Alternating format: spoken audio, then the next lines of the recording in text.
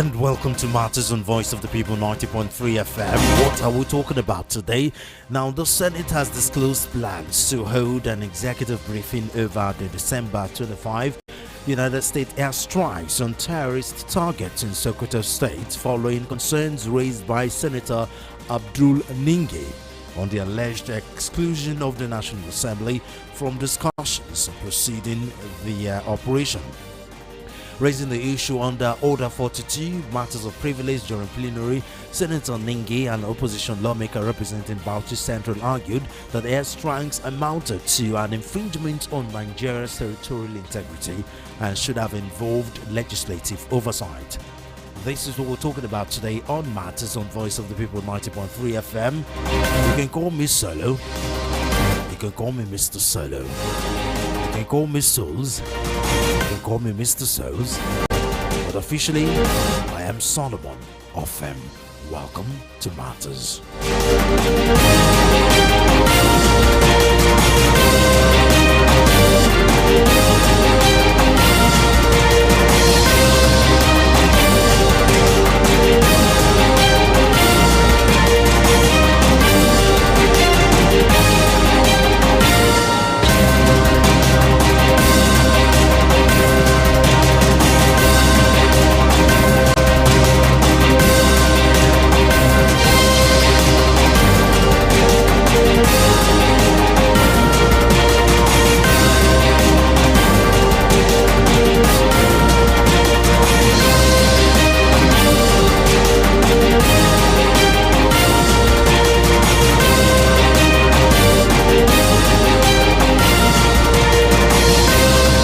Just tuning in, this is Voice of the People 90.3 FM and the program is Matters. The Senate has disclosed plans to hold an executive briefing over the December 25 United States airstrikes on terrorist targets in Sokoto State following concerns raised by Senator Abdul Ningi in the alleged exclusion of the National Assembly from discussions preceding the operations. Raising the issue under Order 42, matters of privilege, during plenary, Senator Ningi, an opposition lawmaker representing Bauchi Central, argued that the airstrikes amounted to an infringement on Nigeria's territorial integrity and should have involved legislative oversight. He maintained that the National Assembly constitutionally mandated to play a role in matters of national security and foreign military engagement was not consulted before the strikes were carried out. The lawmaker cautioned that permitting the executive arm of government to unilaterally approve foreign military operations in Nigeria could set a troubling precedent, warning that other global powers might feel encouraged to act similarly without legislative involvement. In his response, the Senate President Godswill Akpabio said the Senate leadership have already made arrangements to brief lawmakers in an executive session but was unable to do so as planned. According to Akpabio, the closed-door briefing was postponed following the suspension of legislative activities in honor of a later Senator Godiya Akwashiki, who passed away on December 31, 2025.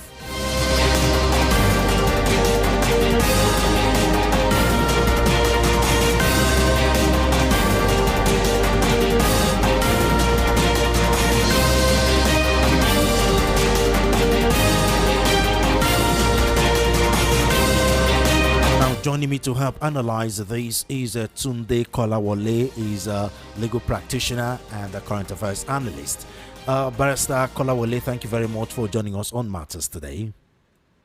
Thank you for having me, and I wish all the people listening to us a very warm afternoon. Okay, so the December 25 U.S. strike in Nigeria, Sokoto State to be precise, is still buzzing. And the Senate are reacting to it as they're about to hold an executive briefing over the strike. The Senator Abdul Ningi is alleging the exclusion of the National Assembly for discussions preceding the operation. Obviously, the National Assembly was supposed to, constitutionally supposed to, I mean, you're a legal practitioner, you should know that. The executive arm of government don't have the power to unilaterally, approve a strike, whether within Nigeria or from foreign aid. But I mean, if rumors are to be believed, even the executive arm of government didn't even know about the strike.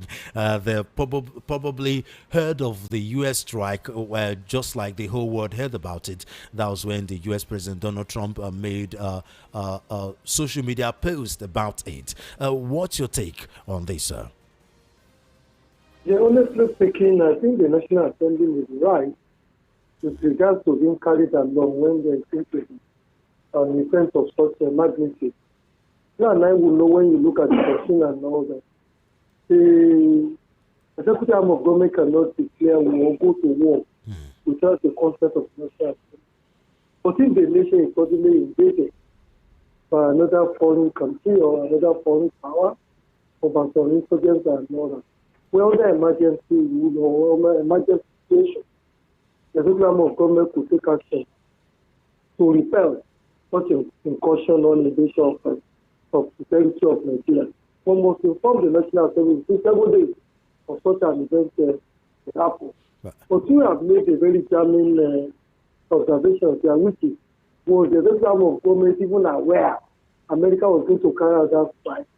I doubt it. Now, why do I say this?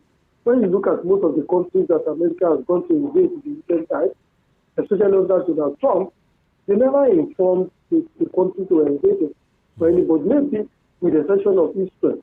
The reason being that they never thought that the information will leak out. And because if the information leaks out and all that, the lives of their soldiers will be jeopardized. Look at what they did in Panama. They went to Panama, to Venezuela, to kidnap the president of Venezuela. And then Mr. Donald Trump was being asked why the legislators were not carried along as tried in the Constitution. And he said that he feared that if they were carried along and all that, the information may leak out. And if it leaks out, the life of the American soldiers will be jeopardized. And he wouldn't want that to stop. And don't forget, too, Nigeria and America have always had this trust deficit since the Chibok girls. When the Chibok girls were kidnapped and taken to the bushes and all that, America wanted to help. They wanted to come to Nigeria to invade, to rescue the girls and all that. The information we later learned was that as they prepared to come and rescue the girls and war and so, they find out that the Boko Haram soldiers were moving the girls from one place to the other.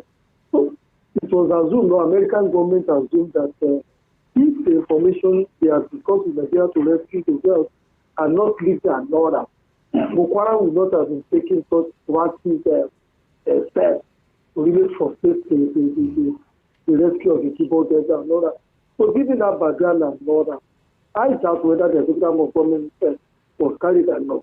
All these transactions, all these things that they were aware, or it was discussed with them and all that, they just be a face-saving a device which most governments all over the country and all over the world usually do.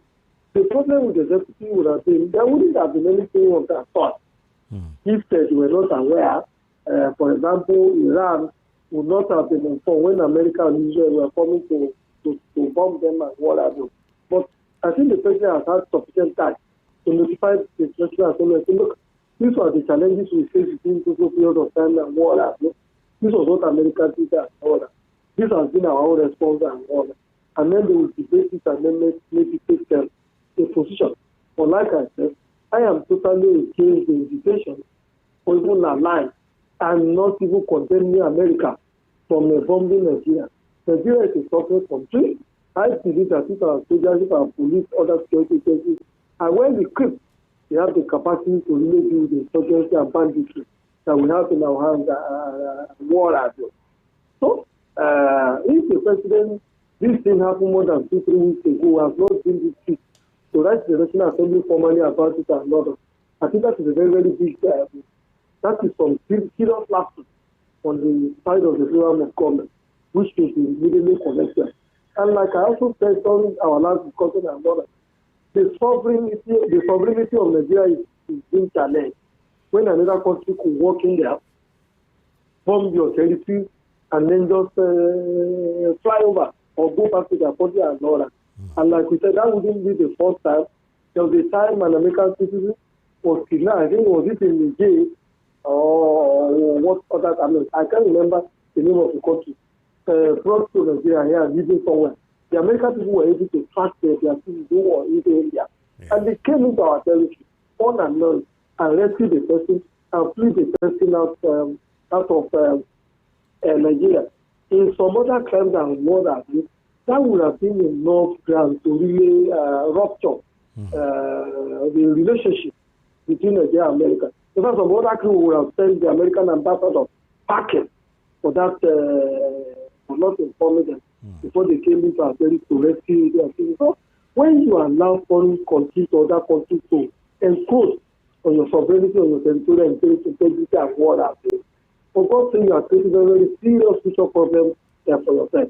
If Nigeria in the 60s rejected the pact that was going to be signed between Britain and Nigeria when they were leaving us, that they will guarantee our security, there's going to be a military pact so that when Nigeria is invaded or attacked and all that, they become a partner in rescuing us or in defending the invasion and war happened. The Nigerian people, the Nigerian students and NAPO rejected that pact between Britain and all that. And then we have survived up in that. So why would we, this century, and with all the advantages of technology and the expertise within the security forces, now allow just anybody to walk into our country and begin to bomb and also take away citizens without any formalities followed in the rescue process? Now, some will argue that these are desperate times. While there are rules of engagement, while there are rules and regulations, while we're in a democracy where we have 3 arms of government, these are desperate times. These are non-conventional period situation with insecurity as at its height all over again.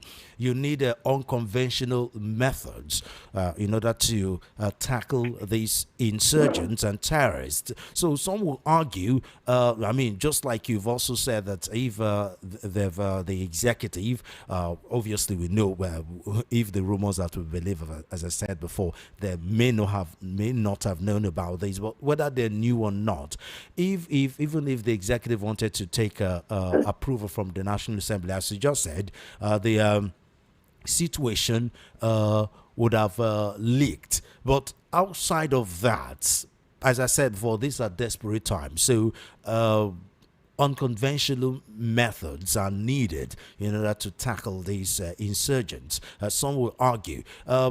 Is that argument valid? No, I don't think it is valid. Because I mean, I've had some security experts saying sometimes that look, you just need to take a 5-second decision and act immediately when it comes to certain security measures, and they will argue that the situation in Nigeria falls under that situation. No, I don't think so. There are protocols when nations are related with themselves, when they are interacting at war happens. For example, there's nothing stopping Mr. Donald Trump from calling our president directly and saying, look, I have these delicate operations in my hand, and then I would like to do it within 2 people. I would appreciate it if it's just between you and I. And I think that should end it. Our president would have been able to monitor the information for the discussion between the two of them, such as even have escalated to the kind of level that we have found it has escalated to present. You see, nations are equal, whether the population differs, whether development differs, whether the manpower differs and all that. And if you don't maintain that kind of protocol and war, they begin to kind of surrender to might is right. They are more powerful, they are more developed, they are more technologically advanced, their military is superior to our own.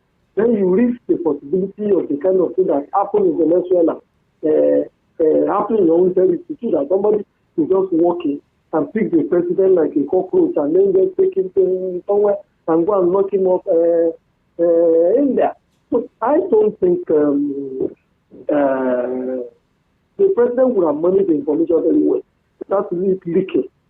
whomever the American people don't want to see. Are you sure that would have happened? I mean, the same federal No, I government that think some it would people have have happened. accused of not being able to protect its citizens. How would they be able to protect an information?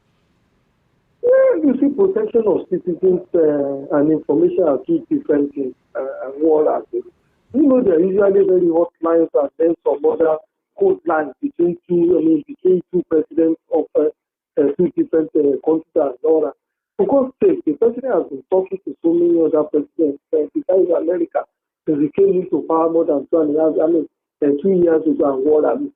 And to the best of my knowledge, we haven't had any mismanagement of information between the president and some other presidents. We would have been listening with teachers through a telephone conversation, through email, or through some other means of a communication. I think the Americans were just being contemptuous for by not carrying us along to the action that they did. And if that has happened, I would have loved to see our president protesting formally to the United States of America for the invasion that he did. I mean, the bombing that he did and some of the other things they have done in the past without carrying our government along. Not necessarily, you could protest what you don't want in a very polite manner that is not hurt both parties and all. So for you to keep quiet over that kind of an issue, for me, it endangers the health of the country and even the well-being of Mr. President himself. Okay, now let's talk about sovereign nation. You kept saying rather that Nigeria is a sovereign nation, but so far the U.S. and then Donald Trump, have gotten lots of approval from Nigerians. I mean, there have been arguments that this is a regime and a federal government that can't protect its citizens. Nigerians are dying in droves, kidnapping on daily basis. Banditry, kidnapping have become a lucrative business with hands pointing to the federal government that they have a hand in it. And the politicians, high-ranking politicians, powerful people in Nigeria are aiding these bandits, collaborating with them, conniving with them. And what makes it even more complex is the list of terrorist financiers that have been passed on from one regime to another. Still nothing. Is this a government that can't claim to be a sovereign country when its people are being killed on daily basis? And I mean, if we take an external force, whether protocol or no protocol, to help fight these bandits and these kidnappers, then so be it. And lots of people are happy about it. Well, honestly speaking, people may be happy about it. But sometimes when you deploy, you use a sledgehammer to kill a mosquito. Yes, you may succeed in killing the mosquito if the mosquito. Well, it depends on the kind of mosquito that is. I mean, because mosquitoes have different types, I agree. If it's a one that stings you and you die immediately, I mean, sledgehammer, some would argue, is needed. The truth of the matter is that you see, Nigeria is a very complex nation, extremely complex. We are talking about a nation with about 258, 65, if not 300 languages and tribes and what have you.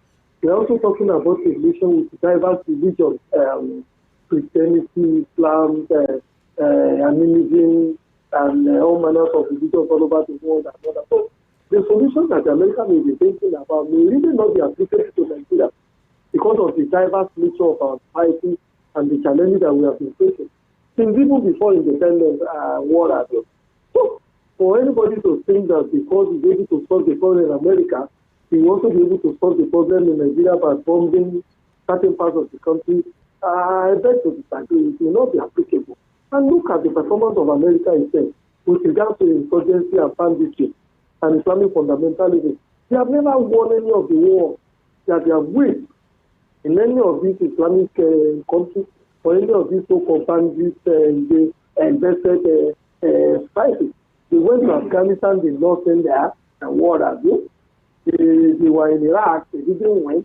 You remember in 1979, the Iranian mullah, the Iranian fundamentalists and all that, they cheated America on the Iranian ground because the students of Iran who even took on the American army in when they invaded Iran during the Iranian revolution. They lost that war. So you also must remember, all Nigerians should remember that ISIS, the so-called Islamic terrorists that you find in most part of the Middle East today, is in alleged that it was America that actually created them. They created them to tackle or to kind of contain the spread of the communism or socialism. They created them to kind of whittle down the Soviet Union, Russian influence in some part of the world and water. They created them to counter Saddam Hussein. They created them to counter even these Islamic fundamentalists as well as in Iran today. Have they totally succeeded in all those places? The answer is no. We have a peculiar problem in Nigeria, and it is only a homegrown solution that really can solve that problem. I have said it times without that. Look at how courageous, look at how active, look at how intelligent, look at how smart Generation Obasanjo is as an individual. Look at the myriad of problems that they have confronted and been able to solve some of those problems. But when Ahmed Yerima started this Islamic fundamentalism, the Sharia law and started cutting people's hands and legs and what have you. So Obasanjo couldn't take on Ahmed Yerima. What he resulted to say was just saying, look, it is a political Sharia, and we stand the thing, we keep it out, we stand the thing, we take out and all that. As if they did that, as if figured out. The answer is that Obasanjo was not too sure he could confront Ahmed Yerima with regards to that Sharia because he knew they had the regard of Ahmed Yerima, but there are some powerful forces in the north that are actually behind Ahmed Yerima that if he got to confront him at that period in time and other, he could lead to the collapse of government, and if his government didn't collapse and other, it could lead to some uprising or almost something akin or similar or kind of a jihadist movement that's even worsening the situation all over India because some people would believe that it is a religion that's being encroached upon. And when the religion is being encroached upon and all that, so many people are ready to die for that religion, believing that even when they die, heaven or paradise is waiting for them somewhere. That they don't need to fear death or you know. Now you talked about homegrown solution. What kind of homegrown solution are you talking about? What can ordinary Nigerians do when it is powerful Nigerians, the strongest of the strongest amongst us, are the ones aiding these bandits and these terrorists? I mean, it takes a strong man to deal with a strong problem. What can ordinary Nigerians do? What kind of homegrown solution are you postulating? Well, let me quickly say that when I hear some powerful Nigerians and all that, I just laugh. There is nobody that is so powerful or who could take on the might of the Nigerian nation. In this Nigeria. In this Nigeria. What we have is that most times there is lack of political will on the part of people in power. They have too many things to consider. For example, they are considering the next election and all that.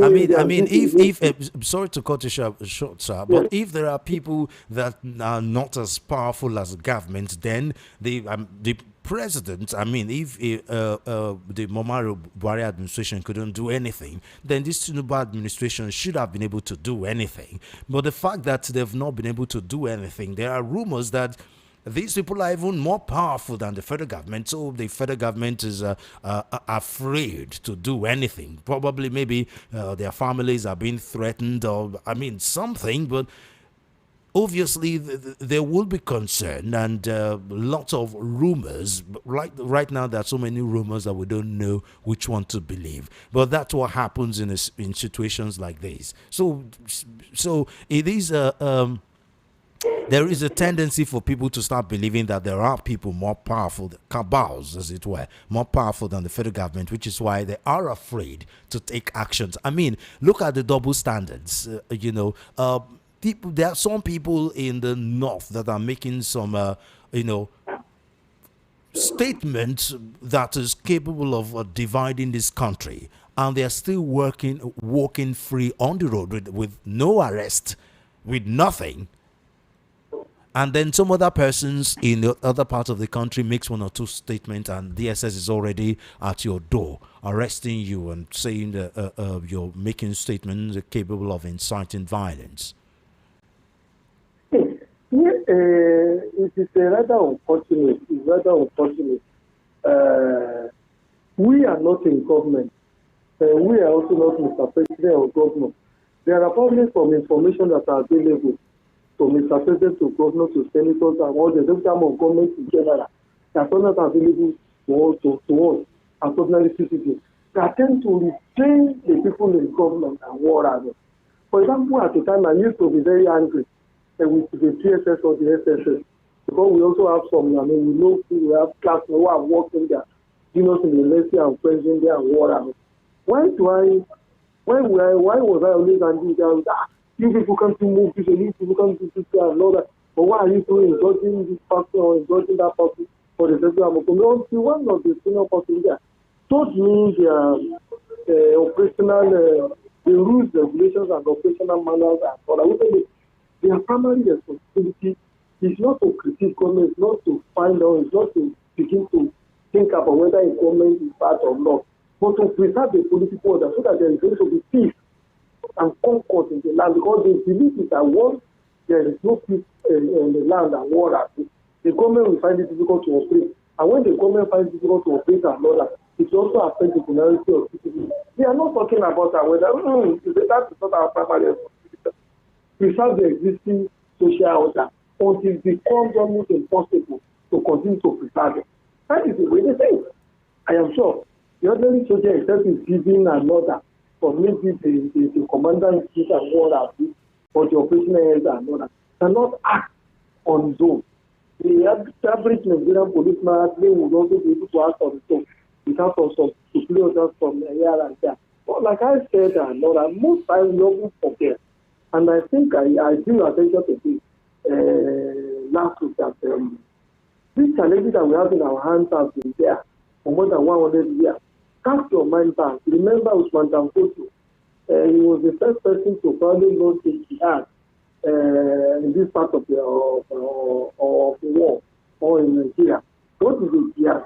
It is similar to the kind of Islamic fundamentalism that we have seen in other parts of the country. He wanted to create a theocratic state. And ever since that time, the problem has refused to wait and refused to obey. And it has continued and what have you.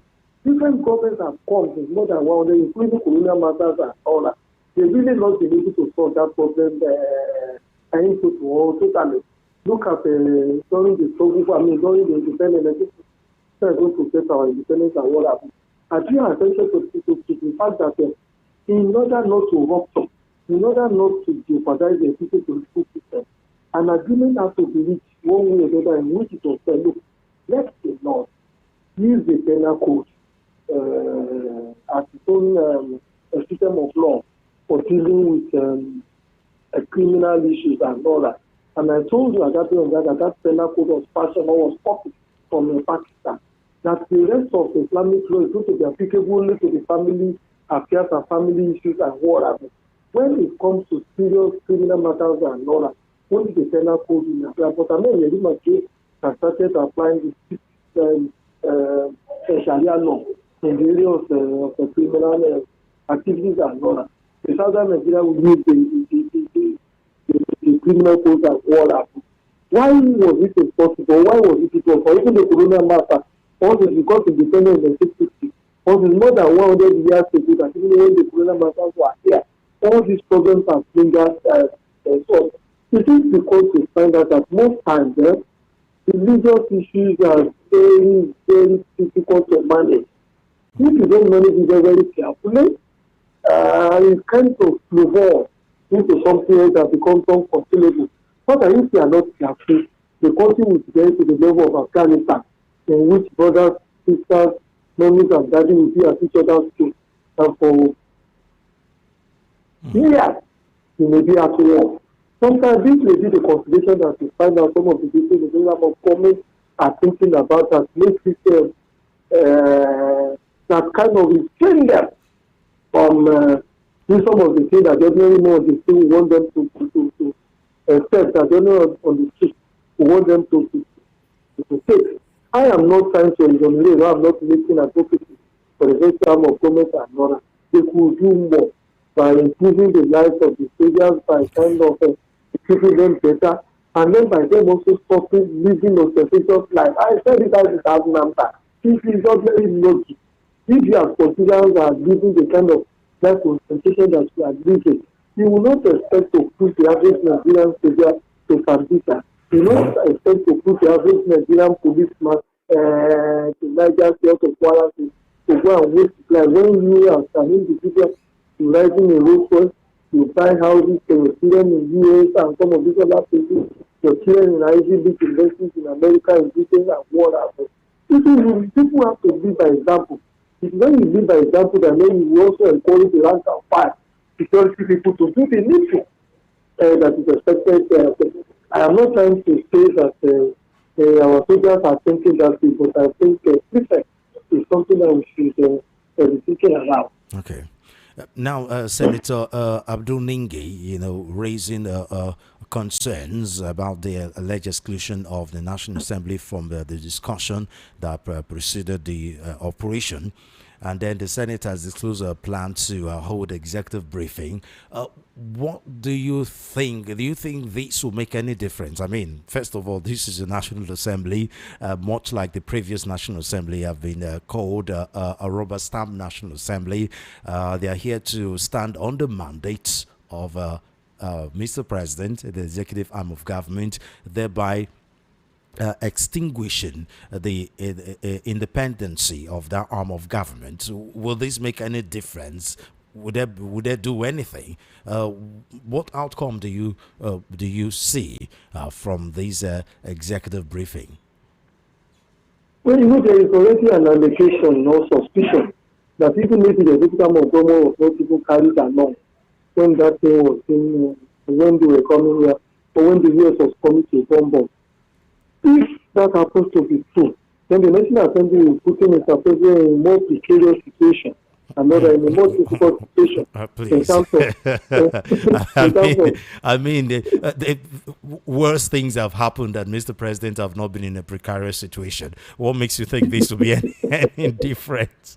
Well, the precarious situation in the sense that this is between two. This has happened between two foreign countries.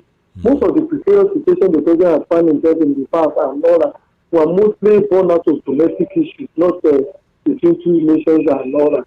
But like I said, I'm not making excuses of the I would have preferred a situation in which they will sort these things out in a very quiet manner and all that. And just maybe caution Mr. President within close doors and let him realize the implication of the consequences of some of the things that, the consequences of what America has come to Nigeria to do.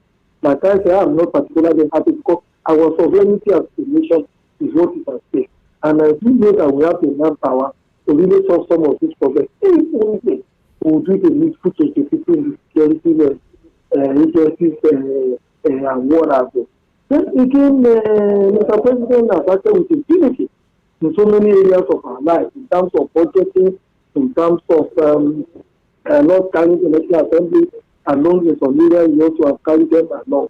Too many times, the National Assembly that should have called his attention to some of these have always been judged Mr. President. So what is the difference now that the National Assembly is now raising objections and trying to call for an executive briefing? Exactly. When in the past, we only saw this line now, and people clap for Mr. President when we are not done the needful. with regards to the channels that he also has followed in acting on some of these issues. It would appear to me to be something like a hypocrisy. And you and I should know that some of these people who are now raising up in the national affairs, and they totally be exonerated from the challenges that we are having in those parts of the country. Look at the young people in most of those countries where banditry and insurgency and Islamic fundamentalism has been not for so long. The children, they don't go to school, they are minorities, they are underfed, they don't work for them to do. Unemployment is rising. Inflation is rising. Somebody was just making an analysis to me today that we withdraw subsidy, we devalue the naira, there is security and war happening. How do we expect people to come under that extreme condition? And I also gave you an example last week or 2 weeks ago of some of these bandits who they have kidnapped certain people, and when they found that those people they have kidnapped were said to be good people, they apologized to them and released them. I said it's people like you that we want in this society. This is something that we are talking about today. This bandit that we're talking about is more or less becoming a kind of a protest, a political protest, a kind of disapproval of the way and manner the politicians are managing the lives of the ordinary Nigerian people. Okay. So these are the issues. You leave your children unattended in terms of school, in terms of education, in terms of security, in terms of food, in terms of unemployment, and then you expect a good behavior from them. That is not possible.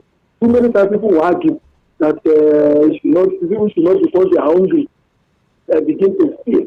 I disagree. If people are seriously hungry and all that, and they find food or something that can alleviate their hunger, the morality of you saying they should not steal and all that doesn't make sense to me. Go to a place like Palestine today, a Palestinian man, a Palestinian woman inside his bathroom, and you see somebody putting on high goods to somewhere and all that.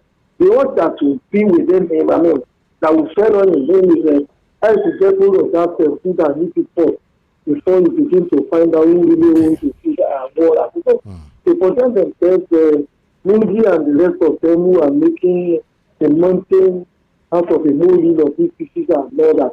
Happens doing of centrally conduct in terms of managing the affairs of their own people there. Let's forget, don't let us forget what Kibaulo said one time. Say, look, if you as a comfortable person, if you as a rich person, refuse to pay, carry along the children of the poor people, those children of the poor people that you have left behind, you never allow your own children whom you have trained, whom you have educated, who are in good position, who can keep themselves easily, have peace of mind. You never allow your own children to have peace of mind. So that is the dilemma we are having in some parts of the country today. Okay. Now the thing spreading all over the country. The Kwara used to be out of it before. Kogi wasn't as violent as it has now become, and what happened? For your state wasn't as violent as it now becoming. Some part of Osun State now is under pressure with regards to this insurgency and the ban system. And like I've said before, this thing is more than 100 years old. People have always been kidnapped more than 100 years old. And the fingers have always but never like this. This is the height of it, though. The population is more now. The population is more now. Unemployment is higher now. And the number of people who want to go to university and to take a college of education are more now. Are we making that demand? The answer is no. Infrastructure is decayed. I was giving an example yesterday that when I first moved to education, I was staying on Shiloh Street in Pambula. I was living in the place near Phase 2, the so-called popular place near Phase 2 this day. So in that house, we not believe it. We used to bath under shower. We weren't going out to fetch water. Water was running inside that premises, within our bedroom, within our kitchens and all that. How many places do you go to in Lagos State today that you find water running within their premises if they have not dug a borehole within their premises? So for the quality of our life is supposed to be improving. So it's not improving, it's deteriorating. These are some of the factors that is kind of excavating that the country that is making all these challenges all over the country to really stand and then spiraling out of control. It is for the politicians to cut their space according to the size of their throat, and then to bring in experts, people really know what solutions to apply. I when you mean, have but the bureaucracy. there's also a political undertone, because if the rumors are anything to go by, there were certain people that feels it's not their person is in government, so they decide to bring in some people from Niger and Chad to help destabilize the government, and then by the time they're done with their work, there was the idle idle man came into the situation, and they thought, well, this is a big business, and they decided to continue with it, and that's what has escalated the situation. But You anyway. may be right. You may be right. You remember that even we shouldn't be speaking in a disparaging manner of somebody is gone. But you recollect that an accusing finger was even once pointed at former President Muhammadu Buhari, that he may have had a hand in encouraging people to come from neighboring countries and all that to invade Nigeria in order to kind of achieve a political goal. And Katsina, where he happened to come from today, has become a hotbed of this banditry and insurgency. Anyway, Also remember, he once made a statement that if he doesn't win the elections and all that, both baboons and monkeys will be soaked in a flock. Here was the former head of state making that kind of very inflammatory statement, which he never for once apologized for. Okay. When after being president for 8 years and before he passed away. Anyway, we'll be following the executive briefing to see how of the National Assembly. Let's see what result comes out of it. About it's not like as if the president or his executive representative will now go and tell the National Assembly that we were not aware that US is about to bomb us. Exactly. So, Barrister Kolawole, thank you very much. It's always a pleasure talking to you. Thanks for having me. Have a lovely day. Thanks, you too, sir. Thank you. That was Tunde Kolawole, legal practitioner and a current affairs analyst. Okay, the phone lines are open now. It's time for you to make your contribution. 0700 903 903 903. Again, 0700 903 903 903 and 0803 692 9933. Again, 0803 692 9933. You can call or text us on WhatsApp, and our WhatsApp line is 081 717 56338. Again, 081 717 56338. Our first caller is on WhatsApp. Hello. Hello. My name is Chuza, calling from Ijego. Okay, go ahead. Talk to us, Chibuzo. I put my matter for the secrets of this country. Put your matter, make we hear him, I beg. What the yeah, no problem. But some people, I know there's some people they're not going to like waiting the man talk about secrets because he no put to mouth well for that side, but some people make no criticize the man. That is no opinion. People can continue on their own for this secret matter. When we they call for radio, they talk, say, Northerner, the big pass this law in a Senate land. Show me any start east now. We call, make governor come, make them negotiate with the bandits or terrorists or Fulani. Nobody. Or for Yoruba land. But for Northerner, they do it. Now, I hear say they want to recruit the broker of their culture into society. Oh yeah, show me where this Moteko catch up you for Yoruba land, bandits or Boko Haram, recruit them into society, except not. You sure are passing for this country and Northern. When we talk about we say we tribalism. No tribalism, they clear. Show me who not like a start is governor. We go say catch place where they keep people, recruit into street too. Like, and we say we ready to fight in secret. We not ready because they cannot they fight in secret one hand. They pamper this on one hand. Why one sure that in secret go end today? Or yeah, recruit them into secret today. tomorrow they will give the information to the men wey dey inside bush when the attack go make dem comot. Okay, So thank you. for my own, they never ready o. Thank Start you. insecurity. God bless you, sir. Thank you. Hello. Yeah, good morning. Good afternoon. Welcome to Matters. Good Tell us your afternoon. name. Tell us Thank the you way you're so calling from, much. please. Thank you so much. Yes, sir. My name is Chinedu. Calling I'm from? calling from Afro. Okay.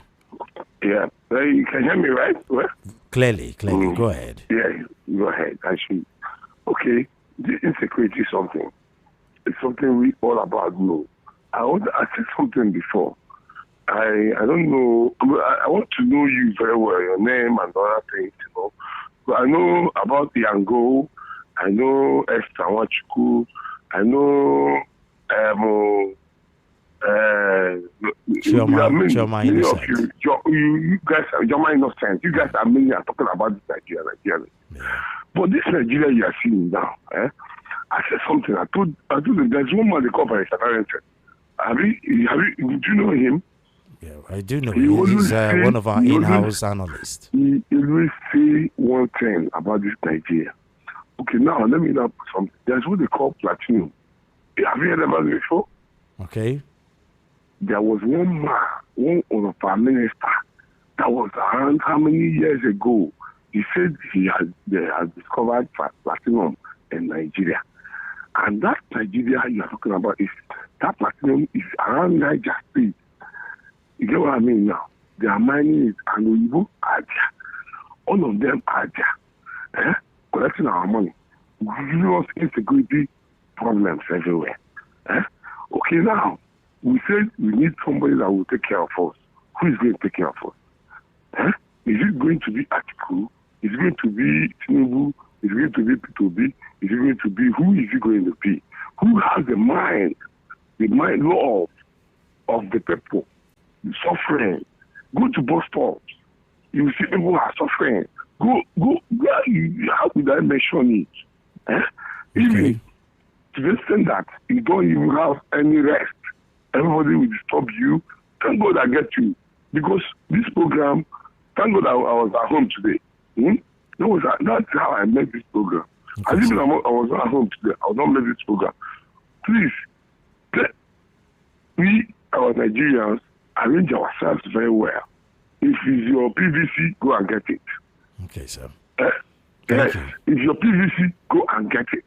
If they integrate you when you want to vote, shout. Okay. Shout. Thank you. Yes. Thank you very much. Yes, sir.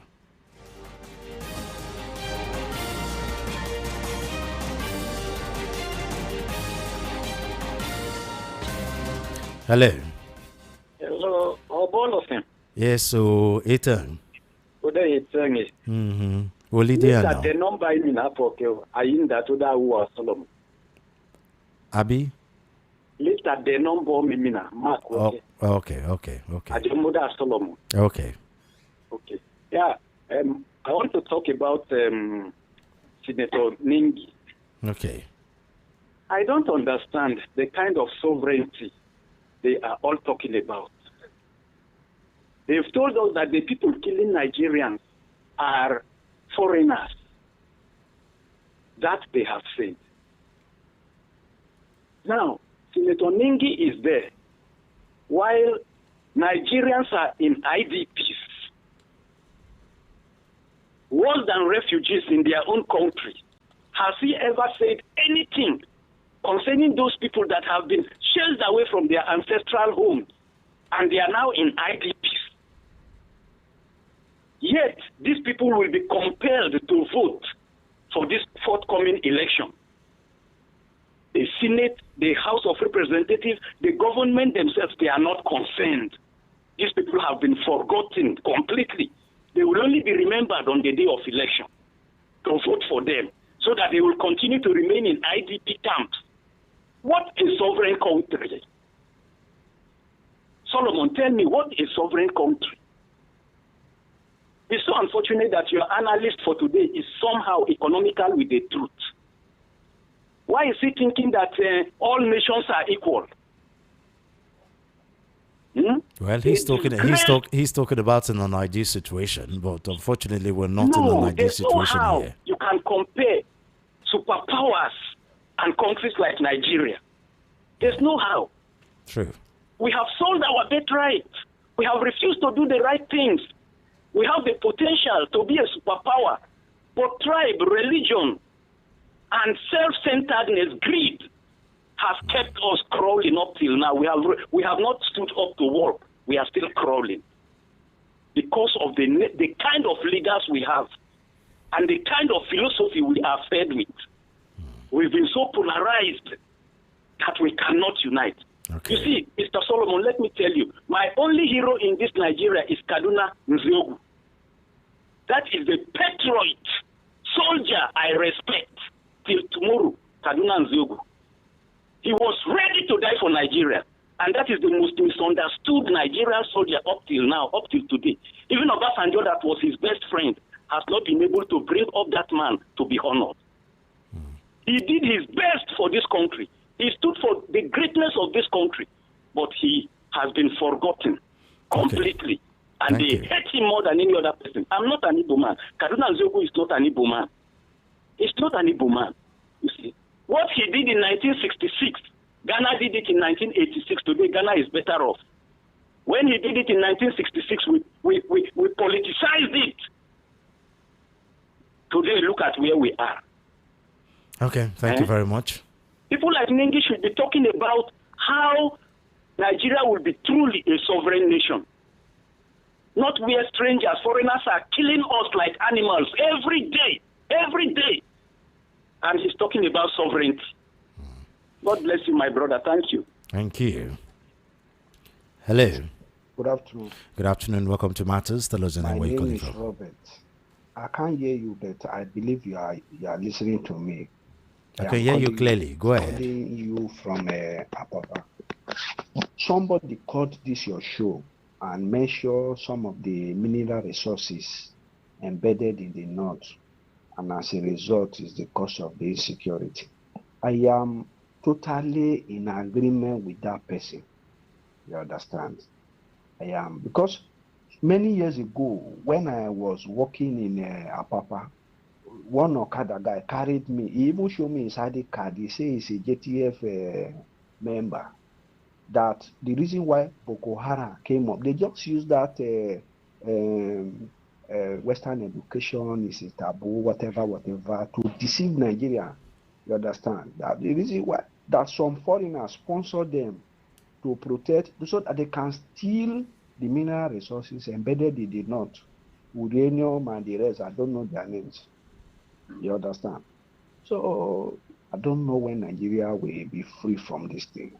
This insecurity will continue for a very long. I don't pray for it anyway, but it's like this thing will continue, my brother.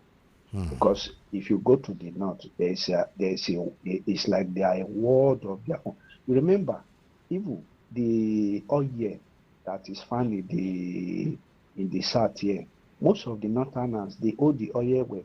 But of recent, when a private organization said they want to establish a gold factory in Lagos here, the northern they objected to it. They said no. You understand? So it's like we just pretend as if we are one, but I know that we are not one. It's not a matter of Tinubu or Obi or whoever rule Nigeria. The north and the south are not one. Okay. We are just bearing Nigeria. Thank you. Thank you very much. Thank you, my brother. God bless you. Hello. Hello. Welcome to Matters. Tell us where you're calling from, please. I'm calling from Akmode. Your name, please. My name is Vicky. Please, you're going to have to call us back. We can hardly hear you. Your network is kind of fluctuating. Please call us back. Thank you. 0700-903-903-903 and 003-692-9933. Hello. Yes, I am. I'm Chinedu from Afro. You remember what that man said? That man that just left. That man that just finished his work. He said one thing I said today. This place is from Niger State. That's why we have Niger River, that connected us from. I try to branch it out very, very well. These people are using us. They have something that they are taking from us, which we know very well. And that is why so many of them, both Atiku, wanted to know what is going on there. Okay. Then Obi, his own style is just to handle the government very well. Okay. To know how his people will be relaxing, be careful. You go to South Africa. I've been in South Africa. I've been in Mafikeng. I've been in Johannesburg. I've been in Pretoria. Even you cannot, as a Nigerian, as a black man, you cannot say in Pretoria and be happy. Do you understand? But we can go. We can go from. We can use train from Mafikeng. We come to Joburg, come and hustle. Then go back. Some of us we don't have toilets in our homes. Thank you. Thank you. So, but now here in Nigeria, everything is here with us. Then they are treating us very bad. Me, I'm in Nigeria now. So that's everything. But we see how it go be. Thank you. Anyhow it won't be, we go handle her. Thank you. Thank you. Ooh, okay. Let's see if we can read some messages. Where do we start? Good afternoon, Solomon. This is from Chima Surulere. I don't agree with your guest speaker. If I may ask, what is territorial integrity when Nigeria have shamefully failed to wipe out insecurity since 2010? Nigerian security agencies cannot be trusted with information since the NSA once stated that weapons recovered from terrorists belong to the Nigerian army and we have terrorist sympathizers in the country. Hello. Hello, good afternoon. Good afternoon. Can you move away from the radio TV set or switch it off totally? We're getting a call back. Hi. Okay. Tell us in the way you're calling from, please. My name is Charles. Okay, Charles, go ahead, sir. Yeah, Mr. Solo, like I normally say that we the Satana and the middle grade, our Mumu never do. Because we can see that there is something that's supposed to be easy in this country, but it's obvious. And it's obvious in the sense that we're going to go peace do, when I go sleep, I beg, I will the control now. You see, let's not say the truth. Until we stop the blaming game, because there is one thing about I believe in unity. I always say so. If you have wronged you, or you have wronged me, and I see that this thing I cannot get it, that will come as one. At least we should swallow the pride and leave what is going on. That is why I say one of the reasons why I disagree with this President Tinubu leadership. He is the one that's supposed to unite the South. If you unite the South and make it play a game in the way it ought to be, these other people will not become and use our head. Because they are using our head. I must tell you the truth. They are using our head. Somebody say they want to set inquiry. The reason why the Americans told their missile in Sokoto. And you refuse to tell me why the killing is going on. Who is this student? And you have the bold and the audacity say want to set the inquiry. You don't see, let's say I said the truth. Me, I'm not telling you lie. The context entire me. I'm not telling you lie. Entire me. But what can I do? Nothing. Okay. When you want to do that, your guy will come and carry police, they tear gas you. Yeah, okay, look at what happened in Sokoto. After Trump do that, what comes out of that missile Trump do? I think they come out and begin to protest that Trump wants to kill the northern. The northern government did chase the protesters. Okay, thank you. Come to this oil and they'll start chasing everybody. Thank you. Until our mood on to. Thank you very much. Thank you. Thank you very much. What the analyst is talking about. What is the analyst talking about protocol? This is a situation that needs an immediate response. Caught the terrorists unaware is the game right now. Why didn't the government never mention all of the names sent to the APC government, the sponsor of the terrorist? They are part of the system ruling us. Lanre PJ, Michigan. Okay. Hello. Hello. Good afternoon. Good afternoon. Welcome to VOP. Tell us the name. Where are you calling from? My name is Eugene Alozian. Sorry? I noticed. My name is Eugene Alozian from Alozian. Okay. Hello. Yes. You still want to since the death of Gaddafi. Are you hearing me? I can hear you. Since the death of Gaddafi, this problem comes. Do you know how many people Gaddafi killed? Do you know how many people that killed from that man? Then the man just come Nigeria put this is America, this. That man died. And after that man died, all these people have to come. Because they cannot go to America to really come to them. Because I know that during that time, America tried to put in Nigeria to be among those that we say that how many people, even Ghana, Cameroon and the other countries, you see any attack coming from such places. So we are just beating, that empty bush. This thing will not end until all these Arab countries, get their face in order. Okay. That's my thought. Thank you. Good afternoon, Sulu. I'm very disappointed that the statement pronounced by your guest, this comment is completely different to the reality of issues we are currently facing in this country. OJ Yusuf from Adamo in Ikorodu. Thank you very much. Hello. Hello, good afternoon. Good afternoon. Welcome to Matters. Tell us the name where you're calling from, please. My name is I'm calling from Afunwanje. Okay, Chooks, go ahead. Okay, sir. So, now, what is this Boko Haram? What is their problem? What is what? Boko Haram. What is Boko Haram? What's their problem? What they want? Because I just wondering. I just listened almost an hour ago. Listen, what do these people want? What their problem? Let them open up. Let them tell Nigeria, this is what we want. The killing is too much. The kidnapping everywhere is vibrating. Let them open up. Tell Nigeria, this is what we want. We need to know what is happening. What do you want? What's the problem? So until finish, how can we be every day, killing, everywhere. Even Lagos here, if you walk some part of Lagos, you will see some people gather somehow. In Lagos here. My brother, I don't know. Okay, thank you.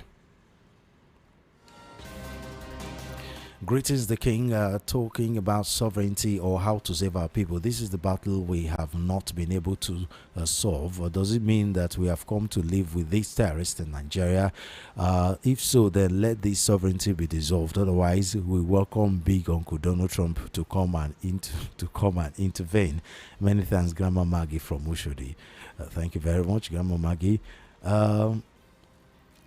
Chigo, please don't bring this type of man in the studio again. How can someone see thousands of people are killed by terrorists and you expect government to bring drinks to one senator to be for them to do something?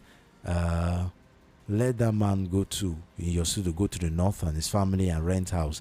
Let me know whether he will stay there 2 months without running away. Well done for the job you are doing. Many bless. Thank you very much, Chigo. Hello. Hello, good afternoon. Good afternoon. Welcome to VOP. Tell us the name. Where are you calling from? My name is Mr. I'm calling you from Addis. Okay, go ahead. So, it baffles me. It's just like when a father claims to be a rich man and his children is hungry. The children has nothing to eat. You understand?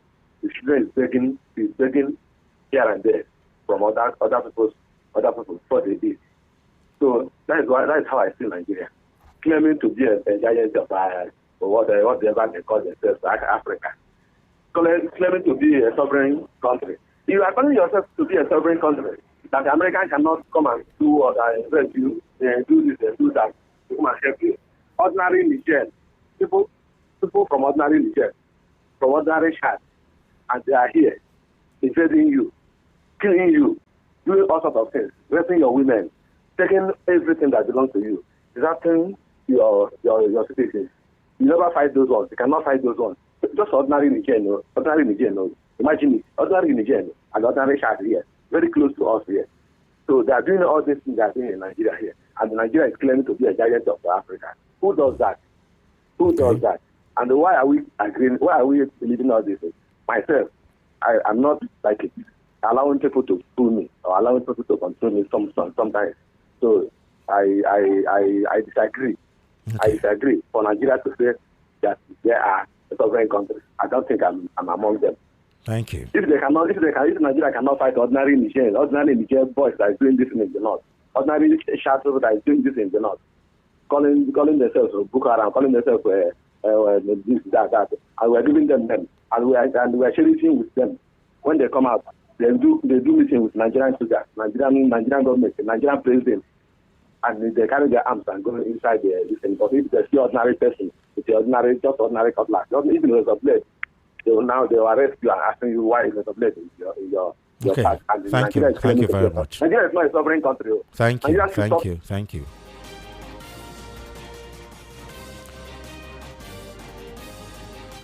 Hello. Welcome to VOP. Tell us the name where you're calling from, please. I'm calling from Shata. Okay, go ahead. The way I see this nation is our leaders. Our leaders are the ones making everything so tough for Nigeria. Imagine if who can sit down. They have forgotten that God owns this nation.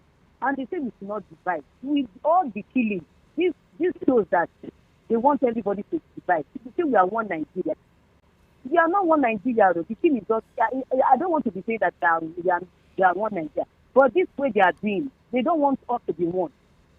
The North, this problem is coming out from North. And they don't want to see it. They want to take us, Yoruba and Igbo. What did they take us for? If they want us to divide, that will be it. So let everybody be there in Nigeria. Then let everybody stay and see and take care of their place. The thing is tiring. Every day we are hearing, every day they are kidnapping. They say about Kwara. Kwara is out of every day. What is this? And the president is just going up and down. It's too much, sir. It is too much. They should help us. Okay. This is 2026. We don't want to be killing. They are started the killing for January. What is this? And before December, what are we going to do? The account of how many people they do. And God will help us in this nation. Thank you very much. Thank you.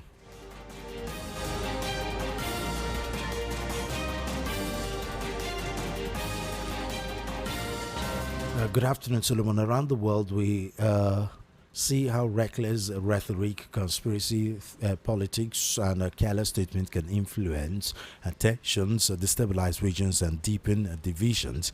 We've seen how countries suffer when leaders play to emotions instead of fact. What impressed me most is restraint. When wild narratives and exaggerated claims were pushed about Nigeria from outside, narratives that could have sparked religious panic or international backlash, Tinubu didn't respond with anger or drama. He responded with calm diplomacy and fact. He protected Nigeria's image without shouting. He defended the country instead. He says, "Don't pity me without inflaming tensions."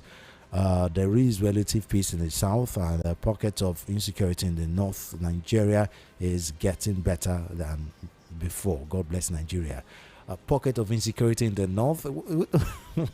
What part of Nigeria are you living in? Okay. Okay.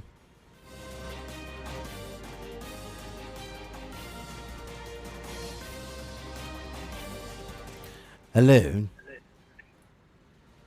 Hello. Hello.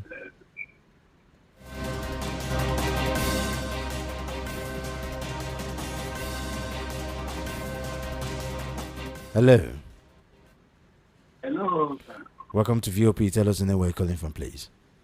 Good afternoon. Good afternoon. Tell us the name, sir. Adams, the last Adams. Last Adams, okay. Calling from? Yes. I'm coming from Lagos. Calling from Lagos. Okay, go ahead. Talk to us. What is going on in our country, it requires prayer. We should call God to intervene in this country. You see, one thing is that the children of God, there are very many in this country. That is why you see that these people, they are bringing out anger, unnecessary anger to come and cause fire. But let me tell you one thing, sir. One thing that is going on is that this is the spirit of Antichrist. The spirit of Antichrist, the devil has raised it up to come and start to cause confusion in this country. And then another problem is that you see the Aso Rock. The demons, they are there in that Aso Rock.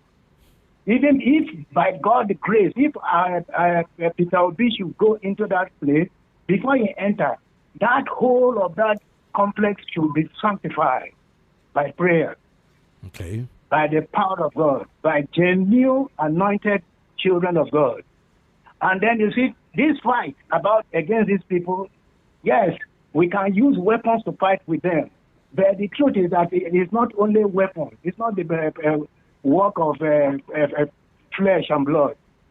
We should call God to intervene.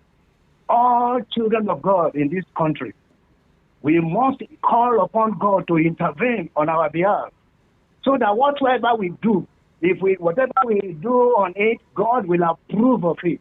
Okay. Because it is the prayer from our heart that God will hear Okay. to Thank you. intervene and destroy the devil out of this country. Thank you.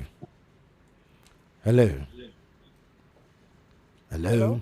Welcome to VOP. Tell us the name where you're calling from, please. My name is Krista. Hello. I'm from Uganda. Okay, can you move away from the radio TV set, please? We're getting the whole back. Or switch it off totally. Okay, can you hear me now? Okay.